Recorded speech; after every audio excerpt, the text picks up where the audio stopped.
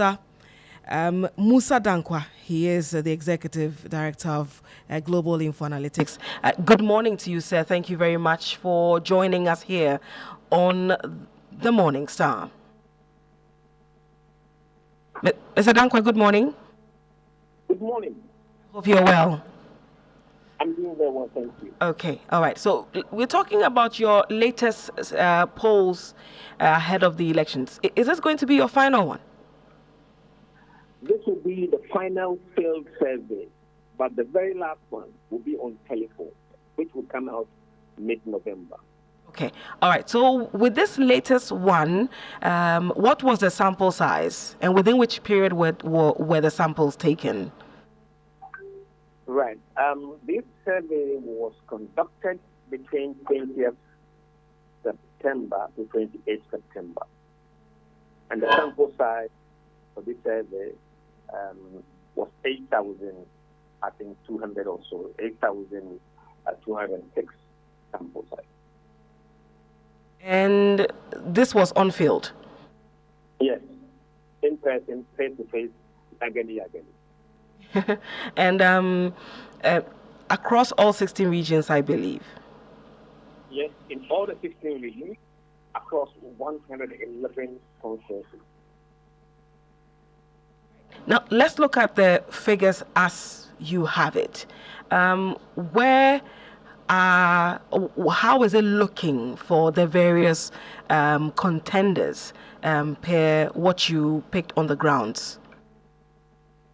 We've seen some make gains, others lose grounds, and overall, John Mahama is leading with 51.15%. Dr. Mahamudu Bawumia in second place with 37.3%. Alan Chirmatin, 4.1%. Nana Kwame Bediako, alias Cheddar, 6.2%. And the others, 1.3%. Interesting that the others are only amassing just 1.3%. I'll probably get to that later. You said that some people made some gains, others also, retrogressed, more like it. Who are those who made the gains? And if you can compare that to your last poll with regard to the figures. Right. In July, Mahama was on 51.1%. Now, largely the same, 51.15%. So plus 0.5% compared to July. Dr. Mahamudu Bawumia was on 38.2% in July, dropped to 37.25%, a drop of 0.95%, nearly 1%. Alan was on 5.3%, now on 4.07%, so drop of 1.23%. Nana Kwame Bediako was on 4.6%, now 6.23%, up 1.63%. And others were on 0.8 before, now 1.3, gain of 0.5%. So Bawumia and Alan dropped, Bediako and everybody else, Mahama and others went up. And can I say that, for instance, Bediako is, benefiting from the losses of the likes of Alan Kwejo Chemating and Alhaji Mahamudu Bawumia per the figures as you have it, or there is no correlation to that? There is, there's a direct correlation. You can see that the increases went to Bediako and the new candidate. So clearly they are leading votes to Bediako. Considering that Mr. Chemating, he's a known political figure. He's been in politics for a good amount of time. If you are comparing him to Nana Kwame Bediako, for instance, how is it that Nana Kwame Bediako, who relatively has no political experience, and I'm using that advisedly, compared to Mr. Chemating, who has been in politics for his active years? Alan Chemating polls 4.1%, and Nana Kwame Bediako is polling some 6.2%. What could be accounting for this? Look, I think if you want to see why Bediako is doing well, look at the demography of Ghanaian voters. Nearly or just over 50% of people going to vote are below the age of 50 years. Age of 34 years. So 50% of people who are going to vote, they are 34 years and below, young voters. Bediako voters are largely from this category. And if you look at Bediako voters, they are young people who are themselves with the establishment. So it's largely based on the demographics of the country. I mean, does it also have a role to play in people's quest for a third force? We didn't ask that question directly, but Okay. you could argue that the emergence of independent candidates shows people's dissatisfaction with the traditional MPP and NDC. Okay. How much? We've talked about the poll in general and where everybody or where some of them stand at the moment. What about the figures in relation to floating voters? Now, floating voters are pressing heavily towards Mahama. If you look at the current poll, you have Mahama being backed by 54% of floating voters, compared to Bawumia's 21%. That is about 33% gap. 33% gap Between Bawumia and Mahama on floating voters. And again, among those who don't disclose their party affiliation, these are the disgruntled people who normally are MPP people. Mahama is 61%, Bawumia 21%. That is also huge. That is where Bawumia's problem is. The disgruntled MPP guys and the floating voters, they are really converging to create a big blow to his candidature. Now, on the issue, there are more elements for me to explore in this latest poll. But then again, before I get into more of the details, what about the, prediction in many quarters, for instance, that there is possibly going to be a runoff? I mean, you have had.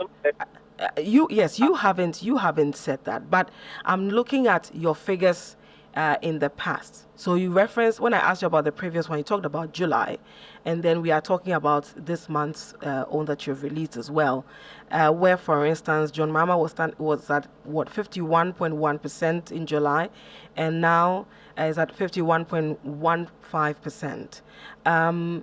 From what you are picking, is it going to be a straight jacket win for whoever wins? It will be a straight jacket win for whoever wins, yes. And a woman, that person is John Mahama in the polls. Okay, and so if it turns out to be a runoff, you will be surprised? There won't be a runoff. There won't be, emphatically, there won't be a runoff. Yes.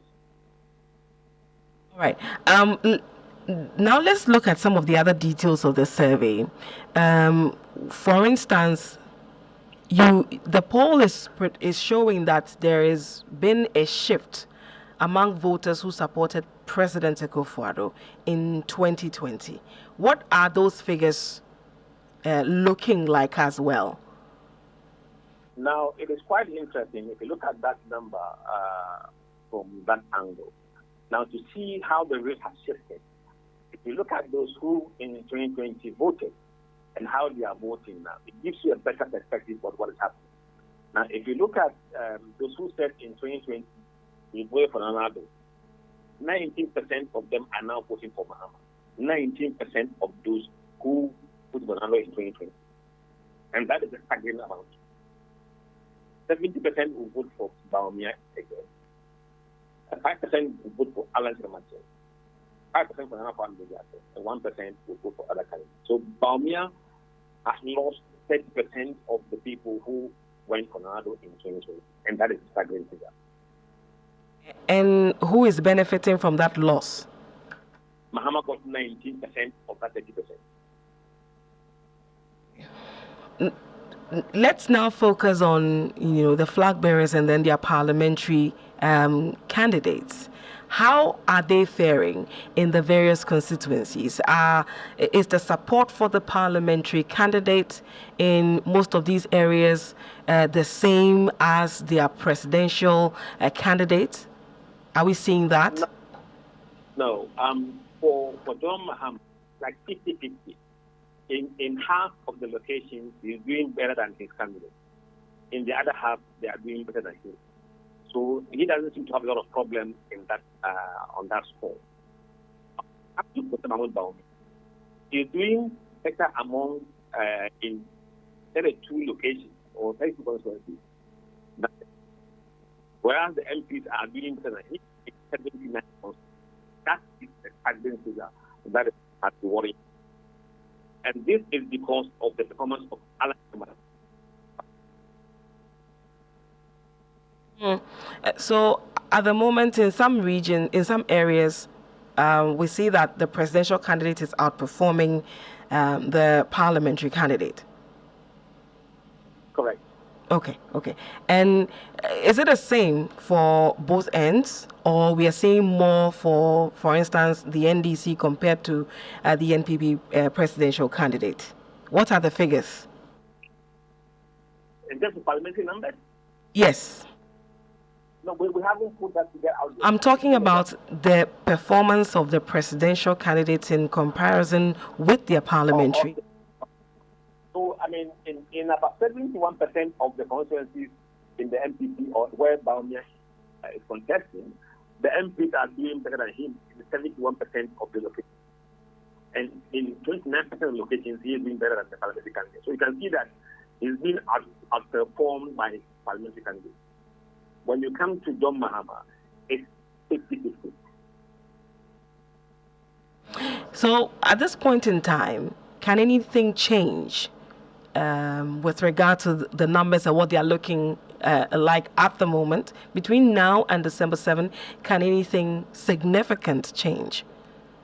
Not significant changes. If you look at the question you posed to voters, how likely are you going to change your mind about your voting intention between now and December? Look, in July, 71% said they are unlikely to change their mind. In October, that number has gone up 73%. So those who said they are not changing their mind is going up. And those who said, oh, they may change their mind or like change their mind, from 4% to 11%. And those who were neutral, I think the window is shutting very fast. And that's why you don't see the huge difference in the polling numbers between July and October. It's really for the person leading the race, Mahama. Bawumia is who has suffered as a result of surging polling numbers of Nana family. If the person says it again in the future, that will hurt Bawumia further. And, you know, in the past, from the 2000s, we've seen that where a candidate loses, they are usually around the 40% region. Now, I mean, with this latest poll, Dr. Mahamudu Bawumia, I mean, if this poll is anything to go by, he is trailing John Dramani Mahama, who is a presidential candidate for the NDC. He's trailing him with some 37.3%. I mean, I don't know how to describe it. Is it that people are that upset? Because usually we've seen that the region is around the 40s. Is it that bad? I have always said that this election will be unprecedented. So every history we have to put aside and see the election 2024 as one in kind.